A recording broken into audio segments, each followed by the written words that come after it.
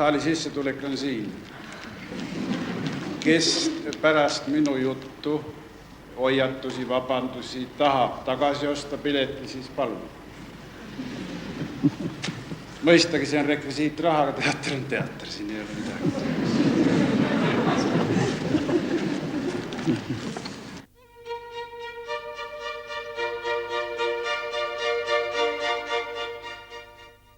See atraktsioon, mis siin koridoris toimus, et see on kusagil minu kujutlus teatrikunstniku sellest seisu või seismisest meie teatris, tähendab, et võib-olla ta ongi selline, tähendab selle meie teatri olukord ka tervikuna ja kunstnike olukord ka selline, et tuleb nagu kõike leiutada ja siiski kuidagi püsima jääda selles meie ajas. Muidugi see element, mille peal ma siis seda etendust tekitasin, see on ühe järgmise tüki üks põhikonstruktiivsetest elementidest, nii et teatrikunstnik peab siis valdama kõiki imelikke tehnilisi alasid. Selles mõttes on amet tänuväärt ja nii polüfooniline, et praktiliselt kõike teadma. Ja see muidugi sündis ühe konstruktoriga koostöös, tähendab see idee. Lapsepõlvest ei oska ma suurt midagi öelda, mul nagu ei olegi väga meeles, et mul oleks mingit väga teravaid selliseid teatrielamusi olnud. Kindlasti ma käisin teatris ja ma mäletan, aga midagi niisugust kirgastust ma ei ole küll tunda saanud.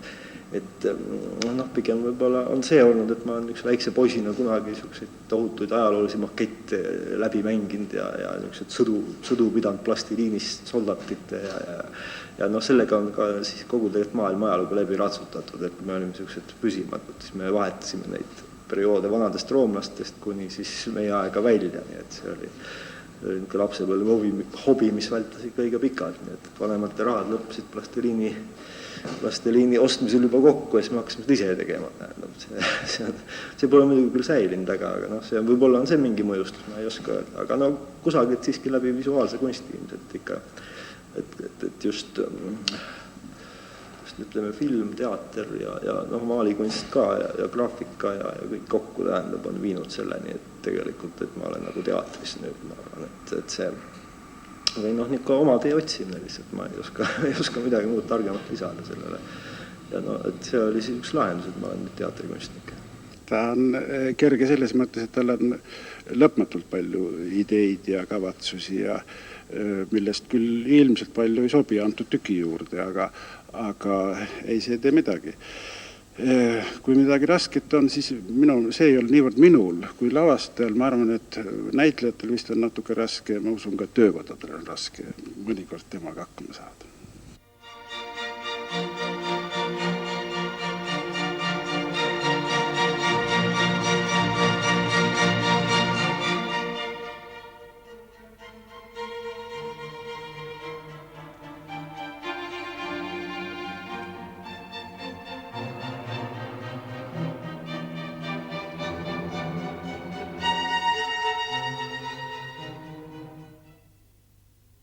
Raske küsimus, kuidas ma töötan, see on alati nii väga erinev. See töö tuleb nagu ikka, kui järjekorda minna, siis võib olla ikkagi lugemismulje, aga see materjali korjamine tähendab või see, kuidas ta lõplikult realiseerub, see on väga siuke iga kord kordumatu nähtus minu jaoks. Ma olen isegi täpselt aru saanud, kuidas see asi siis mul peas lõpuks sünnib ja kuidas ta realiseerub. Kahtlemata siin tuleb töö lavastajaga, nii probleemi asetused, mis selles antud N-tükis on sees, siis selle me mängime alati läbi või tähendab, et kui me leiame ühiseid kokkupuutepunkte lavastajaga, siis me võtame sealt edasi. Aga kus ta sünnib, ta võib tänaval sündida, unes sündida, käies ja see on võimatu öelda. Ja tavaliselt siin minu niisugused esmased lahendused sünnivad väga minimalistlikult, tähendab selles mõttes, et siin näiteks on mineku joonised, vähemalt mineku idee sünd, et võib siin näidata seda, et niisugused ristiinimene nagu hästi aru ei saagi, mis siin päris on, aga niisugused postmargid on pandud siia peale, aga noh, tegelikult ma saan oma just selle väikse eskiisiga kätte kõige monumentaalsema niisuguse ruumikujunduse, et see on just firma saladus lihtsalt minu poolt. Et mida väiksem, seda suurem minu kujutlus on sellest ruumist. Ja noh, nii ta on läinud.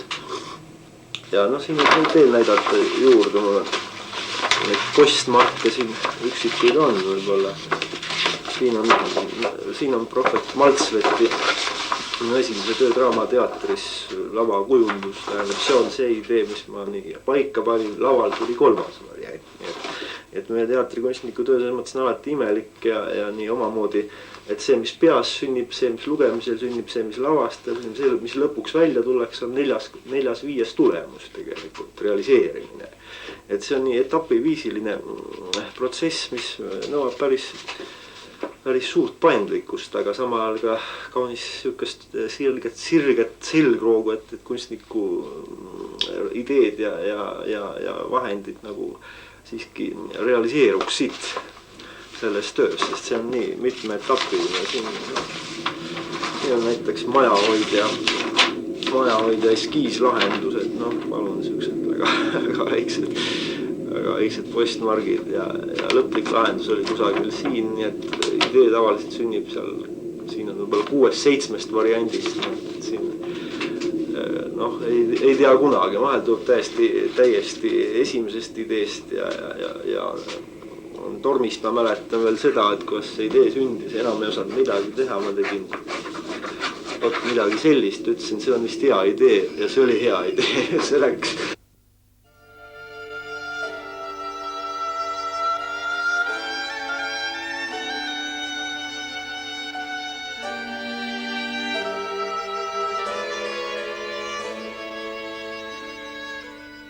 Teatrikunst tegelikult on minu meelest ruumikunst puhtal kujul, tähendab, et see on umbes, meenutab sihukest kaunis hullumeelset tegevust, kui mõni inimene hakkab öösse klaverit nihutama või mööblit toas nihutama, siis meie amet on tegelikult selline, et me kujundame pidevalt ühte tuba, sätime ümber seda, tähendab, et otsides kõikvõimalikke lahendusi selles, sest iga tükik vajab endale niisugust psüühilist ruumi, mitte dekoreeritud ruumi, just psüühilist, et see on just minu arust väga tähtis, kui kunstnik suudab olla siis nii-öelda kontekstis tükiga, tüki enese ruumiga, tüki enese vajadustega, mitte puhtal kujul illustreerides seda. Tormiga oli väga pikk matk, ütleme Shakespeare'i mail. Seal oli tõesti, ma tõin 4 lahendust, mis on realiseerunud. Tähendab, üks on maketis, see oli mu diplom siis ja tegelikkus oli lavale, suures, väike saal, suur saal, 2 varianti suures saalis. Ja nii, et see oli sihuke suur eksperiment tegelikult, see torm minu jaoks ja andis väga rikkalikke kogemusi, just lavaruumi tunnetamisel või selle. See ongi torm, esimene variant. Nii ta sündis, et see muidugi sellele eelnes sihuke kaunis pikk otsingute aeg ja ma süvenesin siis väga etnograafilisse materjali ja just ei kasutanud niisugused klassikalisi teatriraamatuid, et kuidas teatrit siis tehti, vaid just nagu püüdsin mingit autentset, mujalt tulevat informatsiooni otsida. Valdkonnit on siin ka, ma kohe otsin natuke see on ka eriline minimalism, palun, see on vasak pool, parem pool ja kokku sai tänav tegelikult. Ja kuidas see sündis, see oli nüüd ka sihuke päris põnev otsinud, kuna tegevus toimus Lõbumajas bordellis, siis on nõukogude inimesele bordell. Tekkis see probleem, et mis ta siis võiks olla, tähendab. Ja ideena siis mõtlesin, et eks ta sihuke Moskva vaikne kõrvaltänav võiks olla või Punane väljak või midagi sellist. Ja siis me püüdsime kaunis adekvaatselt seda siis nagu edasi anda, tähendab. Ja muidugi võib-olla selle poliitiline pool läks natuke liiga vängeks sisse, aga ei oska öelda, selles ajast ilmselt sobis nii sellises lahenduses. Ja arhitektuuris oli see, et ikkagi tuli ja lõpuks taandus ikkagi siuksel teatri klassikalisele skeemile renessansi ja teatrist veidral kombel hiljem nagu selgus, et ongi nii, tähendab, et just nagu võõritatus surnud keskkond, tähendab, ja surnud arhitektuur ja no selleks sobivad meie rikkalikult sotsrealismi pärand ja klassitsism ja selle segu, tähendab, et seal ma siis nüüd tõesti püüdsin, projekteerisin kogu selle tänava nii millimeeter haaval ja kõik see lõigati välja, see tehti, see oli üks pöörasemaid töid, mis siin majas tehtud on, selle valmistama võttis pool aastat aega tegelikult.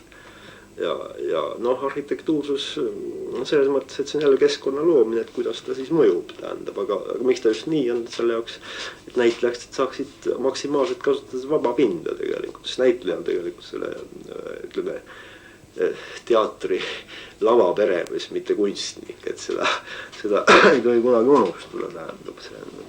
Selles mõttes on ta õige teatrikunstnik selles mõttes, et see on minu meelest võimatu elukutse, sellepärast, et siin lähevad kaks asja põrkuvad kokku, teatri või see kujutav kunst on nagu midagi lõpetatud, nii nagu pilt on raamis, aga teater ei ole kunagi lõpetatud, nii nagu Tallinna linn või elu ise või alati poolik.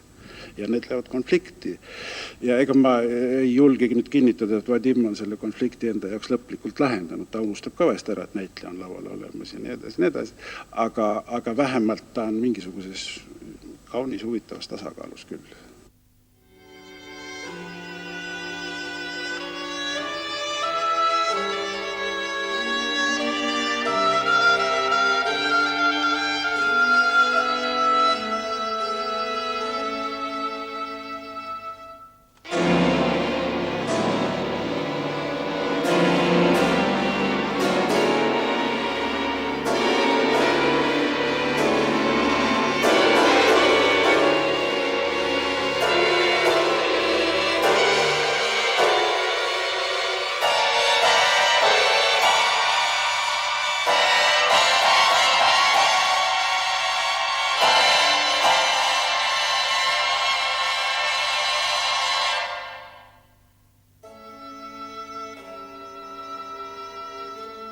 Paistab, et praegu see aeg on nagu ümber läinud, kui siis ütleme kujutav kunst ja kõik see mõjutas otseselt teatrikunsti kui sellist, no vaata dekoratsiooni, fooni, stiili.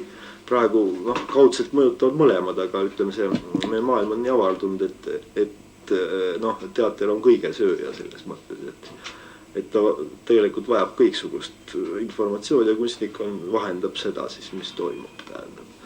Sisult nagu tõlgiamet tegelikult, et on visuaalne kultuur, kõik, mis meid ümbritseb, see jõuab paratamatult teatrisse ja kahtlemata mingid matkad ja raamatud, kirjandus, aga põhiliselt on ikkagi elu ise, ma arvan, see on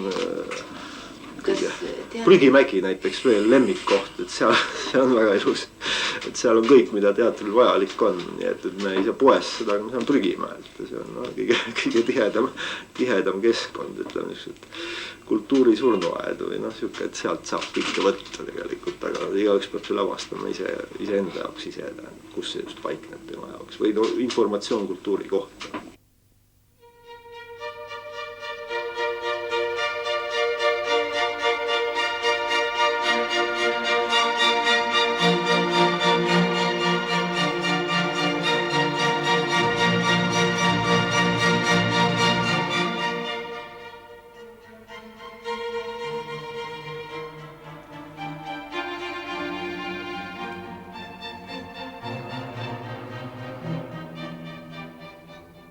Tühilava on kõige raskem, kõige keelusem, kõige põnevam teha, sest tühilava tuleb kujundada. Tuleb luua siiski atmosfäär.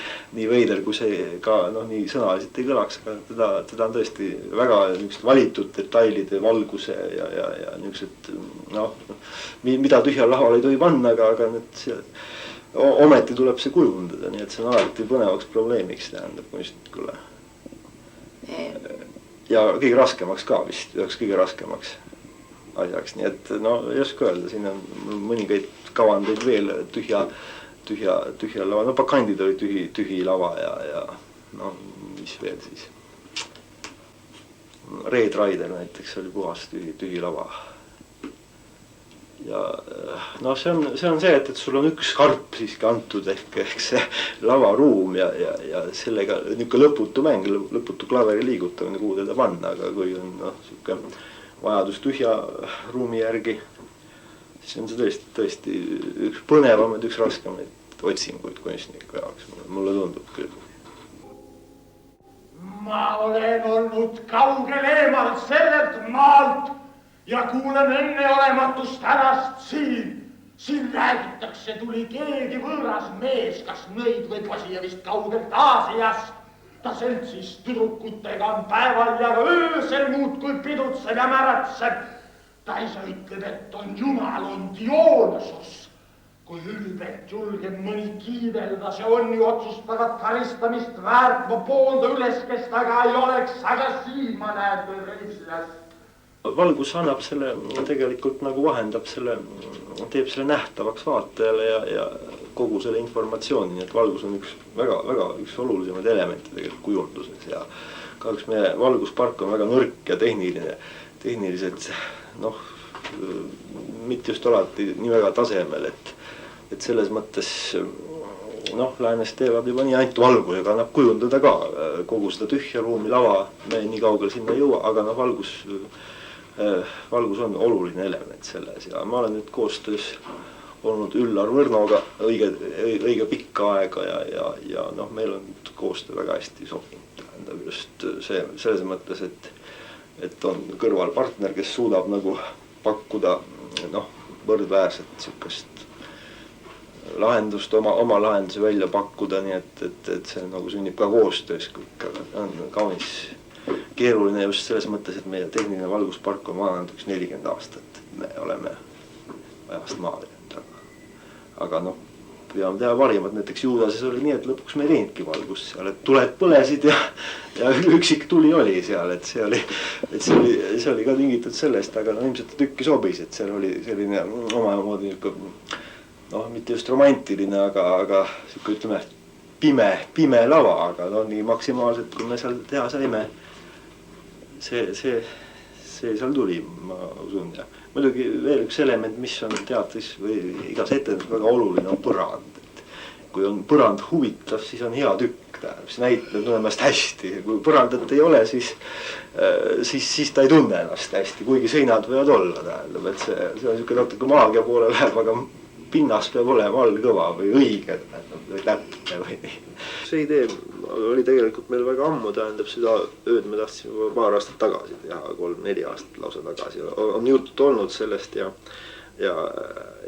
et selline lahendus sündis, see muidugi sõltus ka kohe, ütleme meie poliitilisest situatsioonist, sest teater on siiski, kannab väga palju sotsiaalseid hoovusi endas, alateadlikult jälle peidetud. Tähendab, tal peab olema puutepunkt ja ilmselt selles me saime välja mängida selle õndsa Brežneva ja ütleme meie antud hetkel selle inimese olemise või mingi mudeli tähendab või kuidagi mingi vabanemise ühest mudelist ja samal ajal oli ka selline põnev eksperiment ruumi mõttes, et ja näitlejamängu mõttes ka väga niisugune uus, et ta läks natuke kinolikuks, filmilikuks, et see oli nagu uus laad võib-olla, uus laad eksperiment, näitlejatöös just eriti.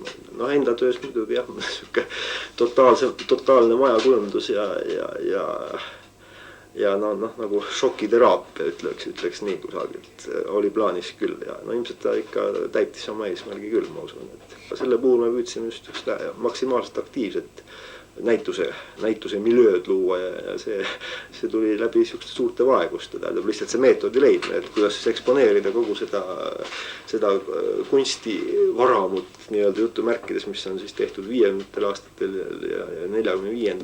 ja kogu seda kitši, sotsiaalset kitši ja kusagilt sellist ma ei oska öelda, tuli nagu tuli. Selle asjaga sai väga palju nalja, tähendab selles mõttes, et esmane reaktsioon klassikalisel teatrikülastel või draamateatrikülastel oli see, et kas toimub remont nüüd siis lõpuks, et see ma võtan seda komplimenti, tähendab, et mulle tundus, et siis sel hetkel läks asi tööle, tähendab, et ja ei oska öelda, et niisugune publik oli natuke hämmingus, tähendab, eks meie majja on tavaliselt on ta ikka kaunis tsiviliseeritud välimusega korras maja, tähendab, ja selline teraapia vist mõjus värskendavalt, ma arvan, et tuli just teine publik, kes tavaliselt meie majas ei käi ja see oli just väga tere tulnud nähtus, et vastuvõtt oli nagu natuke teisel pinnal. Juba vanastel hommikutundidel ruttasid inimesed valimisjaoskondadesse. Täpselt kell 6 avanesid kõikjal valimisruumid uksed. Balti manufaktuurist Hanovlane Zinaida Moose annab esimesena oma hääle nõukogude rahva esimese saadikukandidaadi suure Stalini ees. Temale järgnevad sama käimise Metšper Gavril Kantšakov ja teised Tallinna linna 14. valimisjaostud. Kell 9 on kõik selle valimisjaoskonna valijad käinud valimas, kinnitades oma ustavust nõukogude valitsusele ja tema suurele juhile Metšper Stalinile.